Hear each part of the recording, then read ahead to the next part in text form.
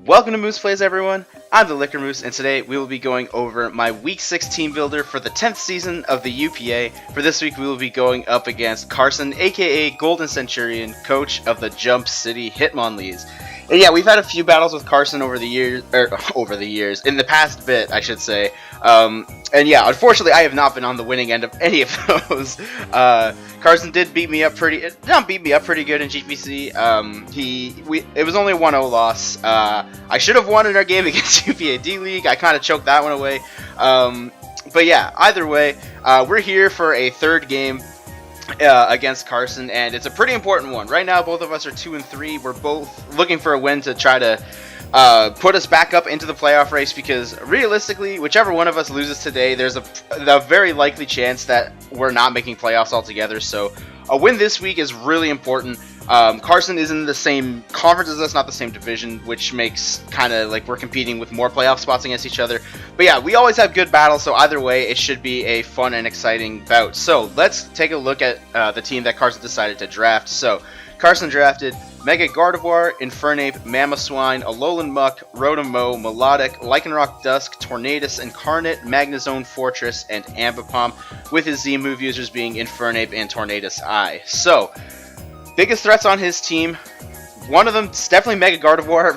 My team, like, the whole roster on its own doesn't really have a fantastic switch into Gardevoir. It's just the way, like, honestly, if it was just like, if I knew that it couldn't run Hidden Power Fire, then it wouldn't be that big of a deal, because with HP Fire, he can pretty easily tank. He can pretty easily take out my Mega Scizor, but at the same time, I have some pretty good offensive checks to Gardevoir, so that's kind of one thing.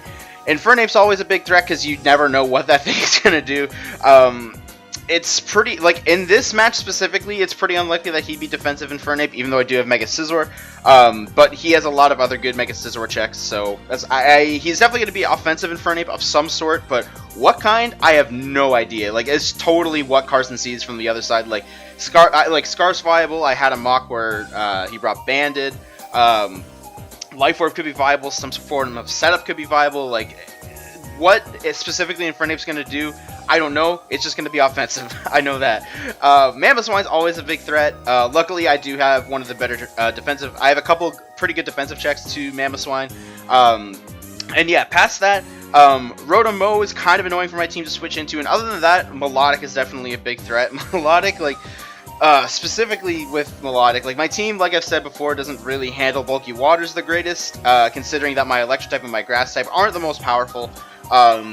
But yeah, I'm basically going to have to put it into a position where I can wear it down over time, as opposed to just, like, being able to secure a 2-hit KO. So, yeah, that's kind of the team. Like, I don't really know. Like, there's a lot of viability for a lot of things on Carson's team to show up. Obviously, I actually forgot to mention, Tornadus Eye is also a huge threat, especially with Z. My team doesn't have the best bird spam answers, so yeah, unfortunately, that's kind of a thing. I'm gonna have to watch out for that. I'll essentially have to sack him on and then figure out a good way to revenge it, unfortunately. But yeah, that's enough to talk about Carson's team. So let's go over the team that I decided to build. So first off, we have our Rotom, which is pretty fast with a bit of physical defense investment, which is supposed to be my main switch into his Mamoswine. He can't 2-hit KO me with anything barring Stone Edge. So I guess I'll have to see whether he has Stone Edge or not. I don't really like Stone Edge on Mamoswine's moveset per se. I think it's just better running just its stabs. I think is fine. Knockoff could be a thing, but either way, if I could get a burn on the Mamoswine, that would be fantastic. We have enough speed here. We are creeping an Adamant Mamoswine, since there really shouldn't be a reason for him to be jolly. So we're creeping Adamant Mamoswine. Hopefully we can get a Will-O-Wisp off before it attacks us. But barring that, Volt Switch, Overheat, obvious stabs that are needed for the match. And then we have Light Screen, because like I said, my team doesn't have the best switch-ins to Gardevoir. So I figure, like, Rotom Heat is actually extremely pressured in this game, I'm not going to lie. Since it does resist the Hyper Voice attacks from Gardevoir, it resists the fire attacks from Infernape, it resists both of, it resists both of Mamoswine stabs, it resists both of Rotom stabs, and then also it resists both of Magnezone stabs. So, yeah, like, Rotom Heat, pretty pressured this match, so I'm going to have to be careful with it, but Light Screen I think can help with it, both it and the other members of my team kind of do their jobs. But yeah, no, I guess not really too much to say. Just meant to be honestly the Mamoswine check, but can be a flexible answer to other things as well if it shows up. Next up we have Mega Scizor, and I know what you're thinking. He has a Magnezone there, it's a pretty likely bring. I kind of agree. I didn't bring Mega Scizor against Ben when he had a Magneton, which is like basically an inferior Magnezone. But in this match, like Mega Scizor is definitely warranted because, like I said, I don't have the best switch-ins to Mega Gardevoir, but Mega Scizor is definitely one of the better offensive checks to it. With the attack investment we have, we can guarantee Oko an offensive Mega Gardevoir with Bullet Punch, but as well, we can guarantee knockouts a Lycanroc Dusk after Rocks. And then as well, as long as the Mamoswine has some chip damage on it, then Bullet Punch can obviously be a reliable way to revenge kill that.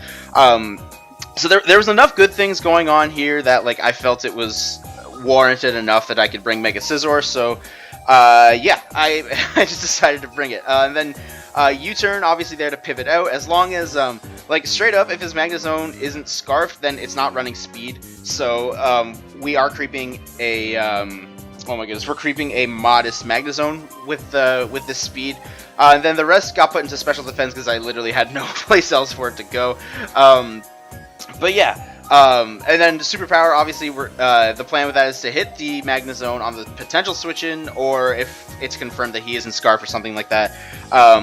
But yeah, and then obviously Rooster Recovery, because this can actually pivot into Mamoswine as, like, not pretty easily, but it's a decent pivot into Mamoswine as well. So, yeah, not too much to say about the Mega Scizor. In my opinion, it's pretty straightforward. Another pretty straightforward set, but still warranted, is Choice Scarf Mienshao. Like I've shown before, like, Mamoswine's a threat, like, everything, like, there was enough good things going on that, like, Scarf Mienshao did make sense here. I guess there could have been some merit to maybe being Adamant, as I'm not really missing out on too much, because if I'm going to be Scarf anyways, then I SP Mega Gardevoir, but there is the potential that if I get knocked off, then I want to be faster than Mega Gardevoir, so I ended up going with Jolly instead. But yeah, High Jump Kick, just general nuke, Poison Jab for the Mega Gardevoir, U-turn because of general momentum, and then Stone Edge to specifically hit the Tornadus Eye, because that thing is actually like a pretty big problem. We guarantee knock it out after Rocks with Stone Edge, barring he is if he's offensive, and barring he isn't Chardy Berry. So yeah, again, pretty straightforward set, not too much to say. Next up, we have a little bit more of a complicated set. Not really that complicated. It's especially defensive Volcom Mew. I thought about saving this for a potential rematch against Carson, and then I realized to myself, hey, whichever one of us loses, like, I'm not in a position to be thinking about rematches. I'm in a position where I need to win as many games as possible to make it into playoffs, like, in the first place. So, unfortunately, this might be a better set to hide, but if I need to win this game, then I need to bring the best sets. So, here we go with this Volcom Mew. Because Zen Headbutt Earthquake actually hits his team entirely neutrally. I could have been Ground EMZ instead of Psych EMZ, but oh my goodness, he has more ground immunities than he does psychic immunities. And granted, while Alolan a pretty good switch into this anyways, once he sees I'm bulk up, then Earthquake will probably cross his mind.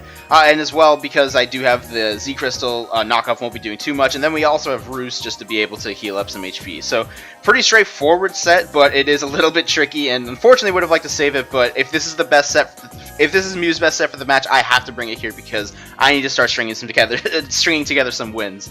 But yeah, next up we have Azumarill. So Mew originally was going to be like a pretty defensive set to be able to switch into Infernape, which does seem pretty obvious. But however, Azumarill does oh my goodness, Azumarill does resist both of Infernape's stats, so I'm kind of opting for this. We have Wakan Berry to be able to. I anticipate him having Thunder Punch on his Infernape. I went through a mock and he had Gunk Shot instead of Thunder Punch. So a little unclear about that, but with Wakan Berry, he can't 2-hit KO me with anything. And Liquidation's an easy 2-hit KO on his Infernape, barring he isn't Pasho Berry. But even if he is, then Liquidation does enough to the point where Aquajet can easily revenge it. Yeah, and then speed here, we are creeping a no-speed Magnezone. Yeah, because trying to creep a no-speed Melodic is actually way too difficult for an Azumarill. Unfortunately, it requires way too much speed and for me to be Jolly Nature. But yeah, so then, again, Liquidation, Play Rough, easy picks. Aquajet, again, easy pick. Knockoff in case of the, like, it's likely that his Melodic switches into this. the one good thing, even though Melodic's a pretty big pain in the ass for my team to handle, in general, it's actually pretty pressured against my team as well, considering that it wants to take, like, it's the main thing other than his immunities that don't want to get knocked off. It's the main things that want to take Earthquakes from Krookodile. It's the main thing that wants to switch into a Zoomerl. It's probably the main thing, barring maybe the Magnezone fearing superpower that wants to switch into, Mega Scizor. That is definitely his best thing to switch into Mienshao. like yes, Mega Gardevoir does 4 times resist high jump kick, but that thing still gets nuked, and even then he doesn't want to risk getting me going for poison jab. So yeah, Melodic is pretty pressured, like, in general in this match, plus all the things that I left on the board. Like, in theory, it's definitely his best thing to switch into Ice Beams for my Kyurem, so that's always a thing. Like, there's a lot of stuff that was also left on the board that like, Melodic in general is just relatively pressured, so hopefully I can be able to break it with something. I'm sure once I boost up enough with Mew, hopefully he isn't either Dragon Tail or Haze. Like, if that's the case, then that'd be a pretty big bummer, but unfortunately I'm going to have to go through the game. But yeah, anyways, knockoff is to knock off either the Flame Orb or the Leftovers, whichever one he is. But yeah, other than that, pretty straightforward, a Zoomerl set. Finally, we have Krookodile with a really, really weird set. I honestly cannot remember what this attack investment is for. I probably should have looked it up before, but like, I built a couple days ago and I honestly don't remember. I think it had something to do with No, it wasn't Magnezone.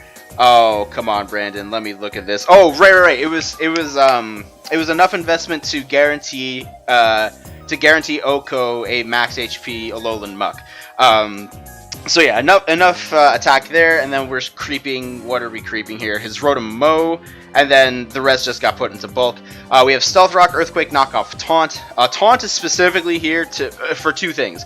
For one, to stop his Fortress from setting up rocks, because if he brings Fortress, I highly anticipate him leading with it. And unfortunately, like, I'm not bringing Defog, so Taunt's kind of my only way to stop rocks this week. And yeah, especially, like, I know a lot of people have been saying that, like, you can get away with not running hazard removal. I can agree, but at the same time, oh my goodness, at the same time, like, one of the cornerstones of my team this week in Rotom Heat is weak to rocks, so keeping rocks off the field is definitely where I want to be at. But yeah, other than that, other than the stopping rocks from Fortress from going up, we also have being able to stop Melodic from recovering. Even if he goes for, like, even if he's just, like, physically defensive, he's not going to take too much from Earthquake anyways. So I do anticipate a lot of situations where he'll click Recover over Scald, and then I can kind of take advantage of the him being taunted, and hopefully get a proper switch out into something. Unfortunately, my roster just doesn't really have a lot of good Scald switch-ins. I'm trying my best to look at potential transactions for that, but it's kind of going south with that. But anyways, that's beside the point. And then obviously, like, Earthquake knockoff, pretty usual stats. Rindoberry, because honestly I couldn't think of an item for Krookodile, and at the same time, at this point, I didn't have a fantastic switch into Rotom, so it was kind of looking like a problem. So I thought, hey, like, knockoff can 2-hit KO. So if I can live a Leaf Storm, I can at least get a bunch of damage off and put it in a revengeable range. So yeah, that is the team. Let me know what you guys think of the team in the comment section down below. Tell me how you guys think we're gonna do. I am really hoping for a win, because, like, right now shit's kind of hitting the fan. I really need this win to get in the playoff race. Carson, I'm sure, feels the exact same way. And yeah, it's just going to be a big game, and I'm really excited to play it. So keep your guys' eyes out on the channel tomorrow for when the battle versus Carson goes live. And thanks for watching, and we'll see you guys next time.